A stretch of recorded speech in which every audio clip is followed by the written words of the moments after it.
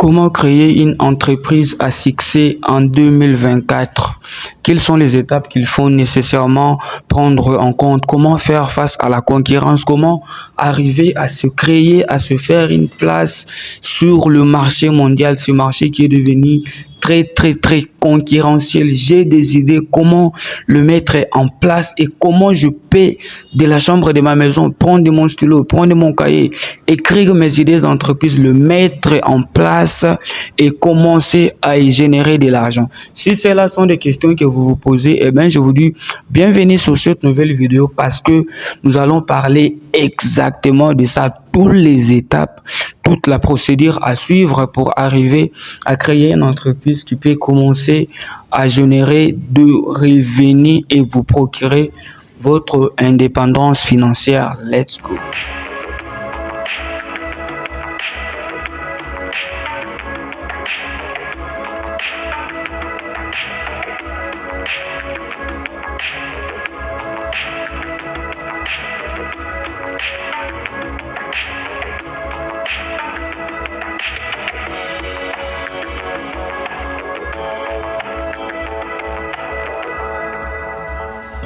Alors, si vous ne me connaissez pas déjà, je m'appelle Monsieur Eli Bavoula.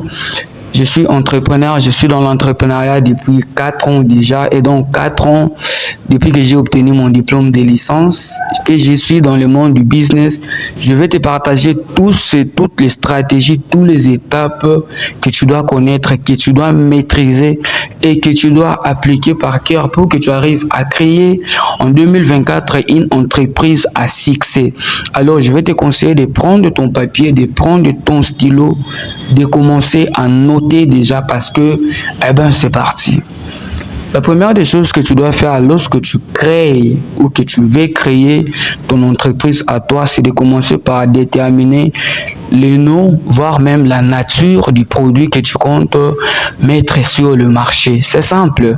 Le marché est dense, le marché est énorme, les besoins sont là, mais tu ne peux pas tout faire au même moment. Quand tu viens sur le marché, tu dois déterminer qu'est-ce que tu comptes amener. Est-ce que tu amènes un produit ou est-ce que tu comptes amener un service tout simplement? C'est la première des choses à faire. Alors tu vas dire, par exemple, je compte créer une entreprise qui va commencer à transformer le maïs en farine ou en semoule. C'est une idée d'entreprise. Tu as déterminé les produits que tu comptes amener et même le but de ton entreprise. Tu peux dire, je compte créer une entreprise qui va commencer à faire les transports en commun. Voilà, c'est une idée d'entreprise, c'est une bonne idée et donc là, c'est un service. Donc, la première des choses qu'on fait lorsqu'on veut créer une entreprise, c'est de commencer par déterminer les produits que tu comptes apporter sur le marché. Et c'est cela même qui fera en sorte que tu puisses aussi déterminer quel genre de nom tu peux donner à ton entreprise en suivant la nature du produit que tu amènes sur le marché. Voilà donc la première des choses à faire. Je pense que tu as compris et tu as noté. La deuxième des choses à faire, lorsque tu comptes créer une entreprise, c'est de faire l'étude du marché. Ceci est une étape très capitale. Note-le bien. L'étude du marché, c'est fondamental. Voilà, l'étude du marché, c'est cette période où tu vas déterminer déjà au préalable qui seront les clients de ton produit. Ton produit va intéresser qui vont commencer à acheter ce produit-là que toi tu comptes apporter sur le marché. Est-ce que c'est un produit qui va intéresser les gens? Est-ce que les milliers là où tu comptes implanter, il y aura des clients? C'est dans l'étude du marché. Tu détermines à l'avance tes clients potentiels. La deuxième des choses que tu fais lorsque tu es en train de faire l'étude du marché, c'est d'étudier la concurrence. Les produits là que toi tu comptes apporter sur le marché, qui ont déjà mis sur le marché ce même produit là. Qu'est-ce qu'ils font comme publicité? Comment toi tu vas faire pour battre la concurrence, ou tout simplement comment tu vas faire pour faire face à cette concurrence-là? Comment tu vas faire pour composer avec la concurrence? Tu dois déterminer ça au préalable, mon gars. Si tu ne fais pas ça, dès que tu mettras ton produit, tu verras qu'il y a des grosses sociétés qui ont beaucoup de moyens plus que toi, qui vont tout simplement t'écraser sur le terrain. Étudie la concurrence bien avant dans l'étude du marché. La troisième des choses à faire dans l'étude du marché, c'est tout simplement de déterminer l'endroit où tu vas implanter ton entreprise. Tu comptes commencer les activités, mais tu vas implanter ton business où? Dans quel coin de la ville? Dans quel coin du capital? Tu détermines ça dans l'étude du marché. Voyez. Donc, et je te conseille de déterminer un endroit stratégique où il y a des routes pour sortir tes productions, où il y a des courants pour produire, un endroit où il y a quand même la sécurité. Et je vais encore t'ajouter un élément, détermine un endroit où tu peux déjà avoir des clients. Donc là, c'est la deuxième des choses qu'on fait lorsqu'on veut créer son entreprise, c'est l'étude du marché. Et la troisième des choses que tu vas faire, une fois que tu as fini avec l'étude du marché, maintenant fais les états de besoin. Les états de besoin, c'est tout simplement cette époque ou ces moments où tu vas maintenant déterminer tout ce dont tu as besoin pour que ton entreprise commence les activités proprement dites. Il te faut quoi pour commencer le travail? Voilà, tu prends un papier, tu prends un stylo, tu commences à noter. Et le premier état de besoin que tu vas faire, c'est l'état de besoin matériel. Tu as besoin du matériel pour travailler. Alors, tu prends un papier, tu commences à noter. J'aurais besoin d'acheter des ordinateurs, des bureaux. J'aurais besoin d'acheter de meubles, des chaises, des tables pour des bureaux. J'aurais besoin d'acheter des machines pour que cela commence à faire les activités. Les machines de production, c'est l'état de besoin matériel. Tu notes ça quelque part et c'est comme ça que tu peux commencer... Excusez-moi. Donc, c'est comme ça que tu peux faire ton état de besoin matériel. Le deuxième état de besoin que tu vas faire lorsque tu commences ou tu veux créer ton entreprise, c'est l'état de besoin en termes de personnel. Tu ne vas pas travailler seul. Tu as besoin d'avoir des gens avec qui travailler dans ton entreprise. Alors là, maintenant, prends un papier, prends un stylo, commence à noter. Tu écris au-dessus un organigramme de mon entreprise. C'est juste un document où tu vas déterminer toutes les personnes qui vont travailler avec toi sur l'entreprise. Au-dessus, tu écris un DG. Tu mets ton nom. Toi-même, tu seras le DG. En bas, tu écris directeur. Tu auras besoin d'avoir un directeur financier. La personne qui va commencer à s'occuper de toutes les opérations d'entrée, de sortie, des mouvements d'argent sur ton entreprise, payer les employés, les dettes et tous les machins là. C'est un directeur financier. Tu auras besoin d'avoir un directeur chargé des ressources humaines.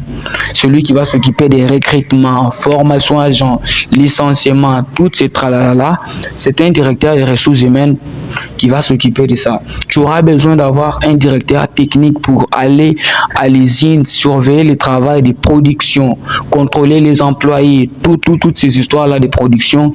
Il te faut un directeur technique. Donc, tu écris un DGD, directeur technique, directeur des ressources humaines, directeur du personnel. Et en bas des directions des directeurs, maintenant, tu mets les employés. Et quand tu fais l'organigramme, tu vas déterminer aussi toutes les compétences dont tu as besoin que les gens doivent remplir pour occuper ces différents postes. La personne qui doit être directeur financier, de préférence qu'il ait peut-être un diplôme de licence en économie, qu'il ait déjà l'expérience dans la direction des finances d'une entreprise. Ne prends pas déjà par hasard. Donc, tu lui mets des postes, des compétences et tout. Donc, là, c'est dans les états de besoin. Je me répète, premier état de besoin du matériel. Tu écris tout ce dont tu as besoin comme matériel. Le deuxième état de besoin, je me répète, l'état de besoin du personnel. Tu mets tout le personnel dont tu as besoin pour travailler. Informaticien, logisticien, tu mets. Et tu les repartages entre trois départements, Voilà, donc tu le mets en dessous du directeur du personnel. Le troisième état de besoin que tu dois faire, c'est l'état de besoin financier. Tu as besoin d'argent pour travailler dans ton entreprise. Tu as besoin de finances. Donc, tu vas faire l'état de besoin financier. L'état de besoin financier, tu vas juste déterminer l'argent dont vous avez besoin pour commencer les activités de travail. C'est simple. Alors là, tu prends tout le matériel, va te coûter combien? Tu mets peut-être 1000 $. Le personnel, les recrutements, payer des factures, tous les tralala. Tu dégages tout le besoin, tout l'argent dont tu as besoin. Et puis là, maintenant, tu vas dire, état de besoin financier, nous avons besoin de 2000 $ pour commencer le travail. Et ces 2000 $ sera réparti de telle façon, de telle façon, de telle façon. Donc voilà. La troisième des choses qu'on fait dans la création d'entreprise, c'est ça, les états de besoin. On termine avec les états de besoin. La quatrième des choses que tu dois faire maintenant lorsque tu veux créer ton entreprise après les états de besoin, c'est de t'occuper de la partie juridique. C'est la partie où tu vas aller dans les services compétents de ton pays pour obtenir les autorisations de l'État avant de commencer toutes tes activités. Alors, avant d'aller solliciter les autorisations de l'État, commence d'abord par rédiger les statuts de ton entreprise. Les statuts, c'est juste un document qui va régir ton entreprise, un document où tout ce qui concerne ton entreprise sera rédigé tout simplement. Les missions de l'entreprise, les activités, la nature du travail, les conditions d'engagement des agents, les licenciements, les organes, tout ce qui a trait à ton entreprise, tu l'écris dans les statuts. C'est juste ces documents-là. Si tu n'arrives pas à le faire seul, je vais te conseiller tout simplement de te faire assister par un juriste qui peut t'aider à rédiger correctement les statuts de ton entreprise. Une fois que les statuts sont rédigés, il faut maintenant les amener dans le service compétent de ton pays pour la légalisation. La légalisation, c'est le fait que l'État accepte ces statuts-là. Il trouve que ceux-là sont conformes aux lois du pays et on les rend légales. On va t'autoriser maintenant à commencer les activités et tu achètes tous les documents dont tu as besoin pour commencer les activités. C'est comme les registres du commerce, les documents des impôts, tout ça. Et donc, une fois que tu es en ordre avec l'État, la cinquième des choses à faire, parce que l'État t'a autorisé de commencer les activités, la cinquième des choses à faire maintenant, c'est d'informatiser l'administration de ton entreprise. Aujourd'hui, le monde est informatique. Ton entreprise aura peut-être besoin d'avoir une présence en ligne sur Internet. Et donc, tu dois informatiser. Il te faut créer un site Internet. Il te faut avoir des logos. Il te faut une base de données pour que les gens, pour enregistrer toutes les activités d'entrée et de sortie dans ta boîte. Et donc, engage un informaticien de formation qui peut s'occuper de cette partie-là qui va concerner l'informatisation de l'administration. Une fois que c'est fait, la septième des choses à faire, c'est de procéder, c'est de commencer tout simplement le travail. Une fois que l'administration est informatisée, commencez le travail, appelle tes employés, appelle des personnes que tu as. Vous avez réuni tout ce dont vous avez besoin pour commencer. Tu as fait l'étude du marché, tu as fait les états de besoin, tu as obtenu des financements. Et si ce sont les financements qui vont vous poser problème, je vais vous demander de regarder ma vidéo que je vais faire sur les 10 sources de financement disponibles en 2024 où tu peux trouver de l'argent, du moyen pour financer ton entreprise et lancer ton projet à partir de l'Afrique. Voilà, donc vous avez tout, tu as le nom du produit, tu as informatisé l'administration, tu as obtenu les autorisations de l'État pour commencer les activités, tout est bon. Commencez directement les activités. Alors, une fois les activités commencées, d'abord avec les recrutements, je vais te conseiller de recruter du personnel qualifié. Faut pas recruter les gens juste pour recruter. Tu prends tes oncles, tu prends tes tantes, tu prends des personnes qui n'ont aucune expérience dans les domaines de ton business, tu les mets tout simplement parce qu'ils sont de ta famille. Non. Recrute de personnes compétentes, qualifiées pour t'aider à réaliser ta vision. Voilà donc. Et puis, maintenant que tout est bon, la septième des choses, commencer les activités. La huitième des choses, trouve des endroits pour la vente de tes produits. Tu peux louer des boutiques si tu en as les moyens. Tu n'en as pas les moyens, pas de problème. Si tu ne peux pas louer des boutiques, pas de problème. Tu peux directement engager des marketeurs, des personnes qui vont aller sur le terrain pour amener ton produit auprès des gens, les montrer ton produit. Et on appelle ça marketing des réseaux, de bouche à l'oreille tout simplement. Les gens peuvent venir acheter. Si c'est là aussi, tu ne peux pas te le permettre, tu peux créer des pages en ligne où tu peux numériquement montrer ton produit aux gens et les gens vont commencer à passer commande. Et voilà donc les 8 étapes nécessaires. Si tu fais tout ça, si tu suis toutes ces étapes, je t'assure que tu peux lancer cette année une entreprise qui va aller trop loin. En tout cas, je te demande de liker, de t'abonner surtout à la chaîne parce que nous allons partager toutes les stratégies qui peuvent nous aider à réussir dans le monde du business. Let's go.